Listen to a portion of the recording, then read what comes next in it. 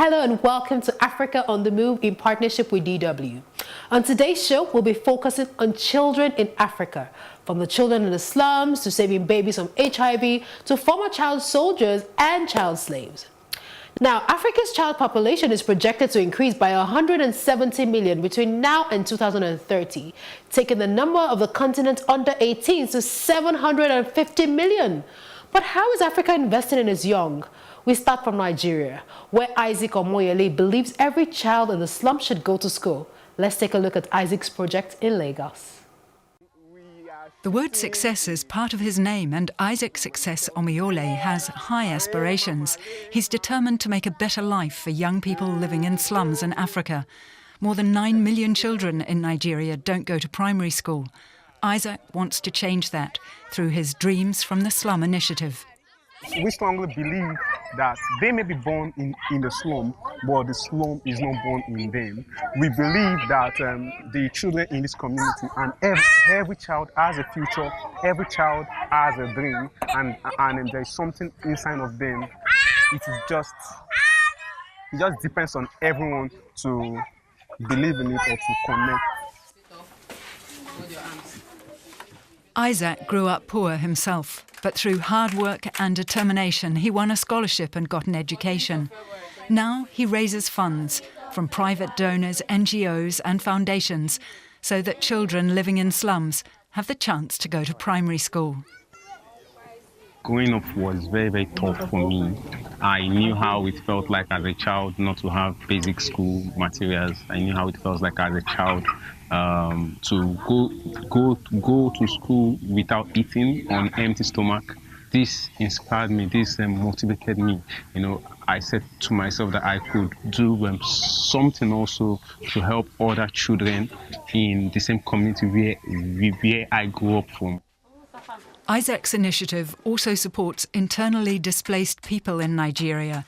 With financial assistance from the charity the International Coalition for the Eradication of Hunger and Abuse, it helps individuals and families build new lives and makes it possible for children to get an education. We had to flee from our village and come down to Lagos because of Boko Haram. We're grateful to Brother Isaac for all the help we've been getting, teaching our children, sometimes donating books so our children can go to school and get educated. Teenage pregnancy is a widespread problem in Nigeria, and unmarried mothers are often ostracized from society. Isaac believes that everyone deserves a second chance. His Teenage Mothers Academy helps empower these women through mentorship and skill teaching. We have professionals in different fields that would counsel you and advise you rightly so that you can become your dreams. So the fact that you have a very beautiful baby now does not mean you cannot become whatever you still want to become. You can still be a successful lawyer, you can still be a successful businesswoman, you can still be successful at every field. 2, 3. The first lesson for the young women is for them to learn to believe in themselves. Awesome. Thank you. Abdulaziz, what do you want to become in future? Doctor. He says he wants to become a doctor, and I believe that dream is so possible, and that is why we are making access to education. Since he founded his initiative in 2013, the social activist and child advocate has made it possible for at least 50 children a year to get an education they otherwise wouldn't have had access to. And he dreams that one day every child born in a slum will have that chance. Malema. Oh yeah, come now.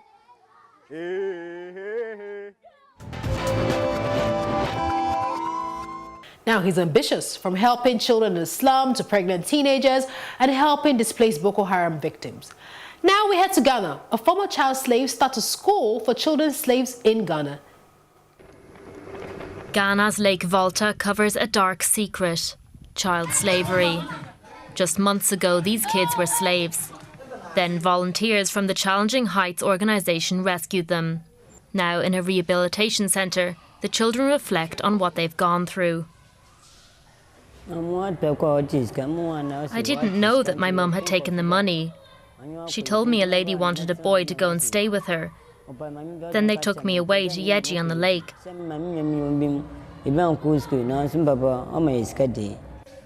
16-year-old Ko is only in 4th grade. He has a lot to catch up with. Getting kids back to school was exactly what James Kofi Annan had in mind when he founded Challenging Heights. He himself used to be a child slave on the lake. The thing that I dreaded most, and every child I worked there always dreaded most, was diving to remove trap nets. And I was trapped so many times. I am just lucky that I survived. James was 13 when he escaped from his fishermen slave masters. He worked hard to get through school and then university. He finally became a bank manager. And he started helping others by founding Challenging Heights. All that we need from you is the willingness, the enthusiasm to want to work. So that more women can have a better living and stay with their children instead of opting to sell them. At the moment, this school run by Challenging Heights has around 700 pupils. The school provides shelter for the children. Despite many of them residing in the school compound, those who opt to stay elsewhere are at constant risk of being trafficked. We're doing door-to-door education, educating parents on the importance of education to their children. And James would always be on us. Are the children coming to school? You need to go to their homes and bring them. These children are reading in the library instead of diving for trapped nets. Without James's effort, many of them would still be trapped in Lake Volta. But even then, the former child slave is frustrated. Despite his work, James watched Ghana's rating worsen on the Global Slavery Index. It is just the failure or lack of actions on the part of government that is moving us to Tier 2. When James sees fishing boats on the shore of Winneba, he knows exactly what to do. Rescue the children and, at the same time, help mothers. He aims to help at least 1,000 women annually and to prevent around 2,000 children being sold into slavery. Now, from schools in the slums and schools for former child slaves, we head to the Kingdom of Lesotho, which is an enclaved country within the borders of South Africa, with schools for shepherds.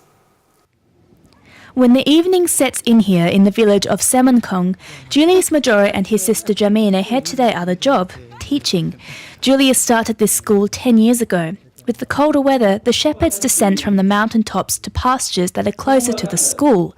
Students don't get education credentials, but have the chance to learn basic skills.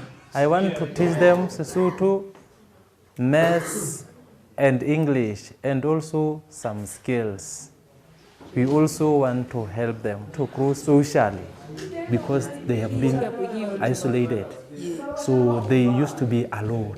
They need someone to encourage them and also to counsel them regularly.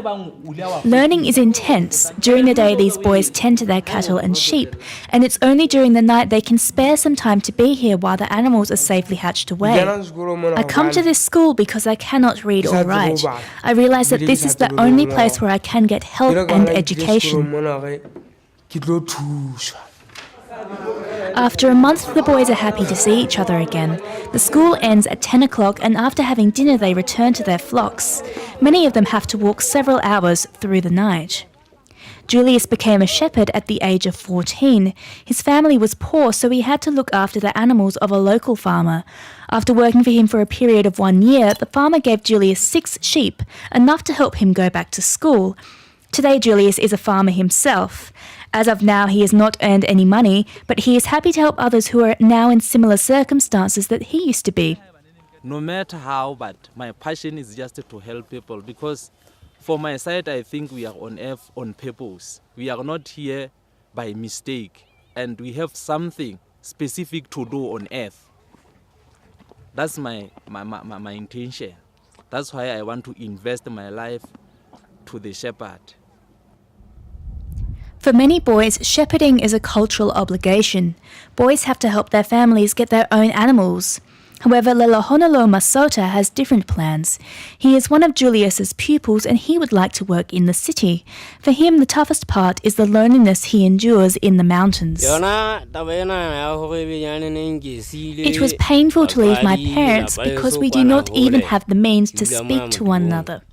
Sometimes we can call each other on a cell phone. It is tough, and when I want to walk home, I have to take a long journey. Our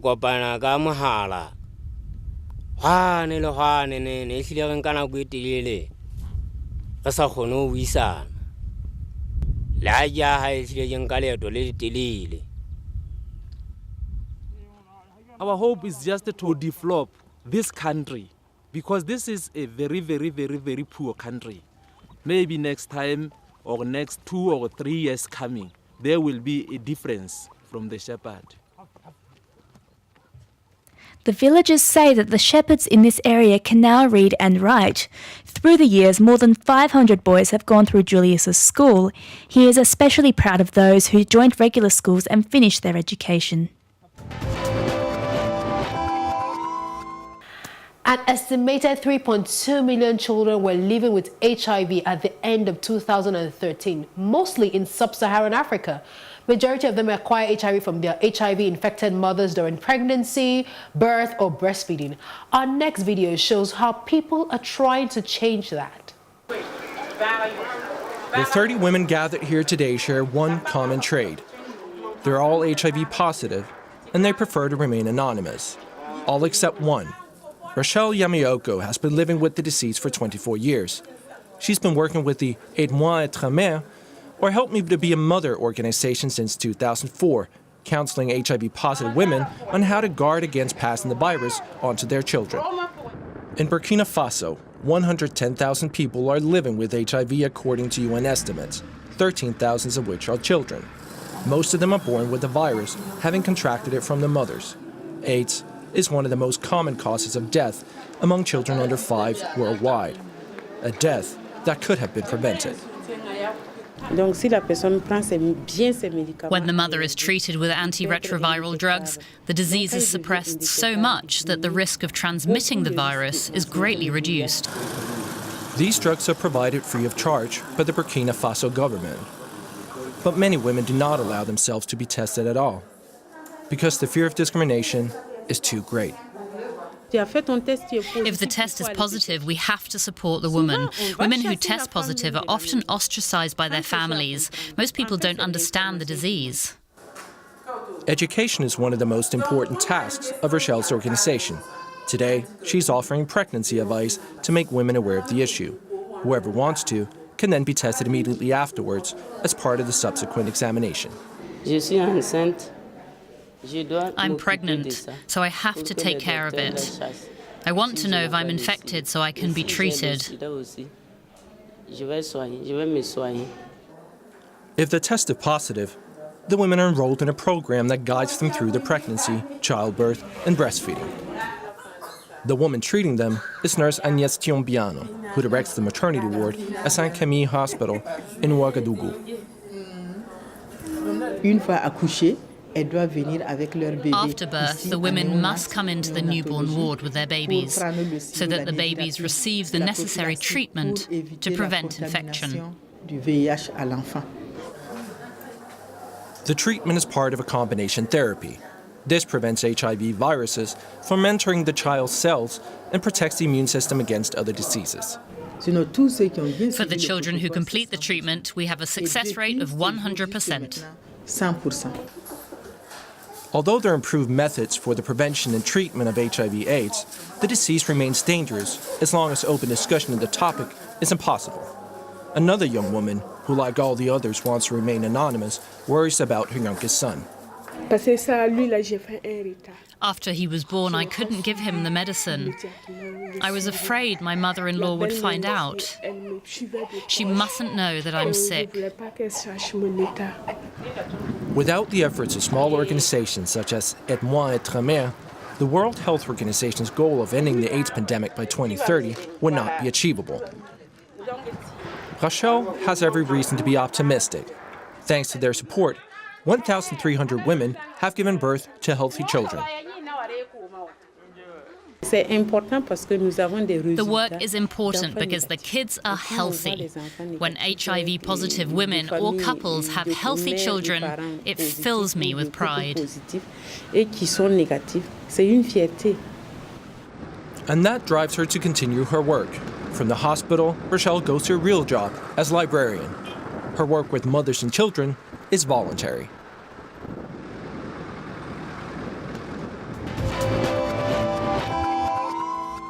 Ten years ago, world leaders agreed to work together to stop the use of child soldiers.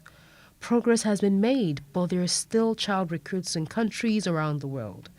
As many as 300,000 children are believed to be serving as soldiers in armed conflicts around the world, depriving them of a normal childhood and education. In Uganda, they're trying to rebuild the lives of former child soldiers. Machetes in these hands had a horrifying effect not long ago, but now they are being used in a constructive way.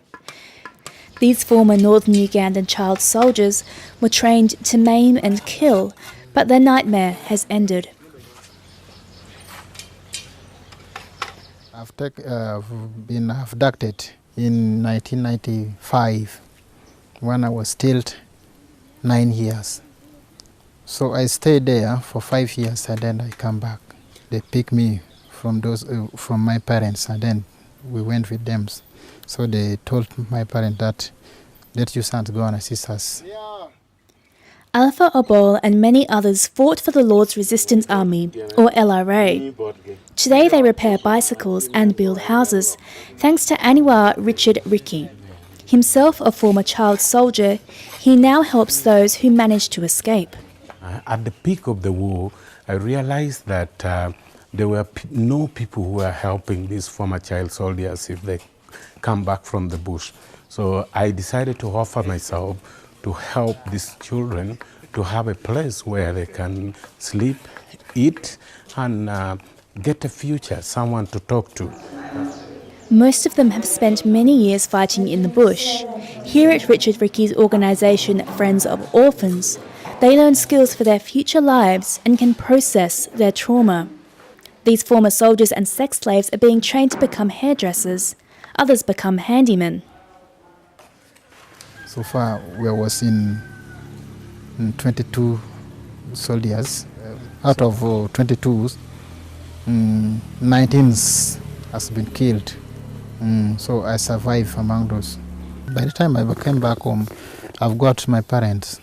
This is part of LRS, they have killed them. So I came back, I got that they are not there. Richard believes that only by giving back through community work, like fixing buses or cleaning streets, will these haunted youngsters have a future in society. Northern Uganda was terrorised by the LRA for a very long time, so ex-child soldiers are heavily stigmatised. In this process, they reintegrate. And at the same time, the community look at these children that, oh, well, we thought these children were impossible, but these are children who just has problem and they need help. Richard convinced national and international sponsors to invest in his project. Education and technical skills are the key for the former child soldiers to help earn their respect in society. They begin to appreciate these children. And this is the message I've been telling the community through radio stations, through meeting the community, that these children are our children. They were forcefully abducted from us, and we were the powerless to defend them. In northern Uganda, over 30,000 ex-child soldiers have been given back a future and a life of joy by Friends of Orphans. At last, they have found a space to call home.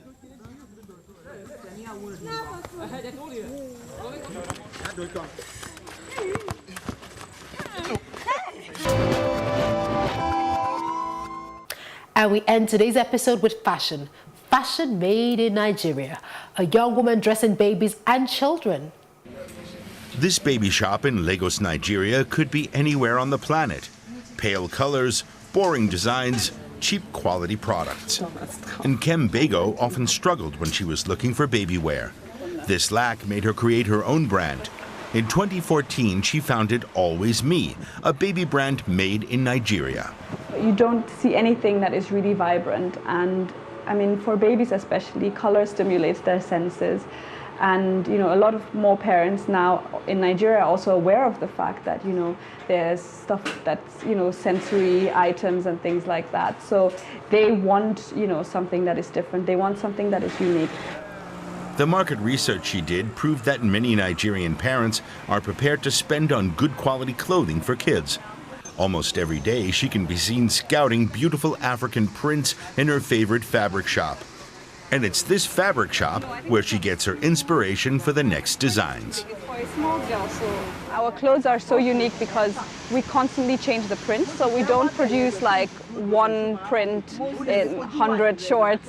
So we produce maybe like 3 or 4, and then we change the print to another print. African fabric, obviously, and African print is, you know, pretty in vogue at the moment as well. So it's a global trend that we're seeing even on the runways in New York Fashion Week. We've seen it in Paris Fashion Week. So, you know, I think there is a global hype. The Always Me product line ranges from baby and maternity to lifestyle and fashion. And Kem's bestsellers are playmats, kids' shorts, nursing pillows, customized onesies, sensory cubes, and nursing covers, which she sells often to mothers directly at playgroups. Each piece is an original. So we don't duplicate any pieces, we don't mass produce. Everything is handmade, so, you know, we design everything in-house. We source the fabrics locally, all the craftsmanship is done locally. We don't import anything, you know, that is used for the mats. Nkem currently runs 2 sewing workshops in private houses. In order to give back to the community, she hired 12 local craftsmen and women. Intensive training, supervision, and trust are the ingredients of her success. Soon, she will need to employ more women because of growing demand. We're actually currently expanding into foreign markets. So we've got 2 stockists in the UK, and we've got 3 stockists in South Africa at the moment. So 2017 is going to be all about expansion and all about, you know, getting more stockists in different countries and really focusing our effort into getting into some of the a little bit bigger but still boutique retail stores. Nkem's business, Always Me, is part of a private sector-driven initiative that seeks to create a platform for Nigerian culture, even when it comes to baby dresses. That's all on Africa on the Move this week. Show attention and give love to the children all around you, whether they're yours or not. Have a good week.